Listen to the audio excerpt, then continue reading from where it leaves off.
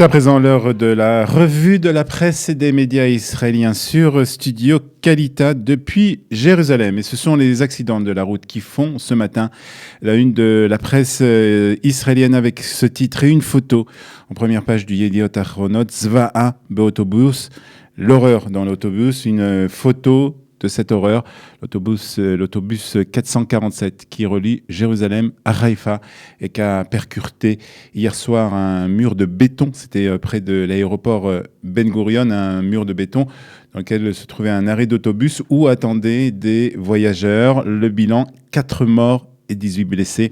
La police nous dit ce matin, le Israël Hayom a ouvert une enquête. Elle devra décider si le chauffeur de l'autobus était en train d'utiliser son téléphone portable au moment de l'accident. Et l'Israël Hayom nous donne aussi ce matin des chiffres du fléau, ce fléau des accidents de la route en Israël. Selon l'autorité nationale de la sécurité routière d'Israël, et cette autorité a rapporté que 341 Israéliens avaient été tués sur les routes du pays en 2019, soit une augmentation de 10% par rapport à 2018, un chiffre donc qui a augmenté puisque 6 personnes ont été tuées dans 2 accidents de la route pour la seule journée d'hier. Donc on est déjà à 347 Israéliens tués en 2019 dans les accidents de la route et l'année n'est pas encore terminée.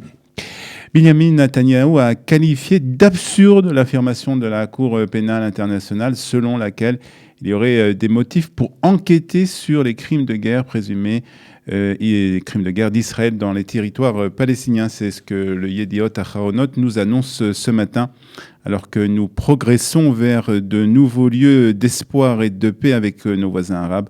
La Cour pénale internationale de La Haye recule.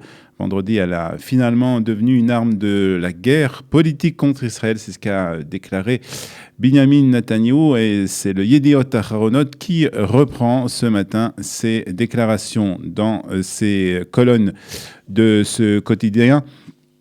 Le Yediot fait aussi, quant à lui, des révélations sur Fatou Bensouda.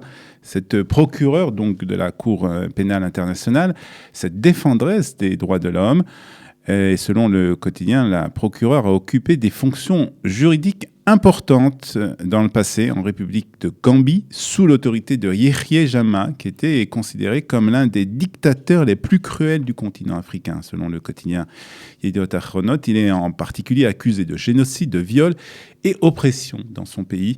C'est seulement après quelques années que Bensouda a démissionné et est devenu une activiste des droits de l'homme à travers le monde. De Ben-Dror Yemini, qui fait ses révélations dans le Yediot Ahronot, explique que le passé de Fatou Bensouda est comme une tâche qu'il sera difficile d'effacer. Est-ce que la Cour suprême de justice va décider de l'avenir politique de Binyamin Netanyahou ? C'est la question que pose ce matin l'ensemble de la presse israélienne. En effet, la Cour suprême israélienne va débattre la semaine prochaine de la possibilité pour le Premier ministre Binyamin Netanyahou de former un nouveau gouvernement s'il était élu, alors qu'il a été inculpé pour corruption, abus de confiance et malversation dans 3 affaires différentes. Cette initiative de la plus haute juridiction du pays intervient après le dépôt d'une pétition qui demande donc au juge de décider si un membre de la Knesset faisant face à des accusations criminelles peut être chargé de former le gouvernement. Rak Ha'am Yachlit, seulement le peuple décidera. Titre seulement ce matin le Israël Hayom, en pages 2 et 3.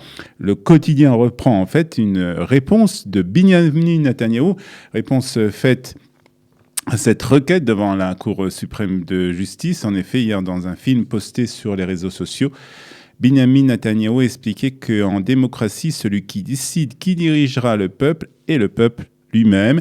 Sinon, ce n'est plus une démocratie. Le Haaretz ajoute que le débat sur cette question aura lieu donc le 31 décembre prochain en présence de 3 juges de la Haute Cour de justice. Et toujours dans le cadre justement de ces rapports tendus entre le système judiciaire israélien et le gouvernement, Avichai Mendelblit a proposé à Amir Ohana, le ministre de la Justice, de nommer Liad Ben-Ami au poste de procureur de l'État.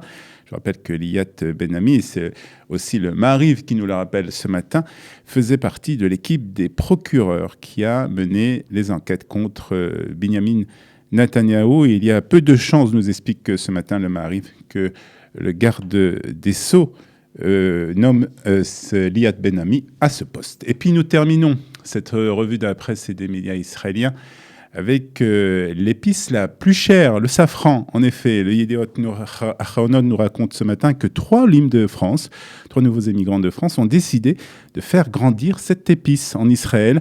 Bruno Cohen, toujours rêvé d'être agriculteur, nous explique ce matin Yediot Ahronoth, et a décidé donc de tenter sa chance là où d'autres ont échoué. En effet, la culture du safran en Israël a toujours échoué, c'est ce que nous explique le Yediot Ahronoth, mais visiblement pour Bruno Cohen, cela marche plutôt bien. En effet, il a déjà pu récolter quelques grammes de safran seulement pour cette première année de culture donc de cette épice très rare et très chère. Le safran en Israël, donc ce matin, grâce à des Olim Hadashim de France, grâce à des nouveaux émigrants de France, c'est dans le Yediot Ahronoth et c'est ainsi aussi que nous terminons notre revue de la presse et des médias israéliens sur Studio Kalita.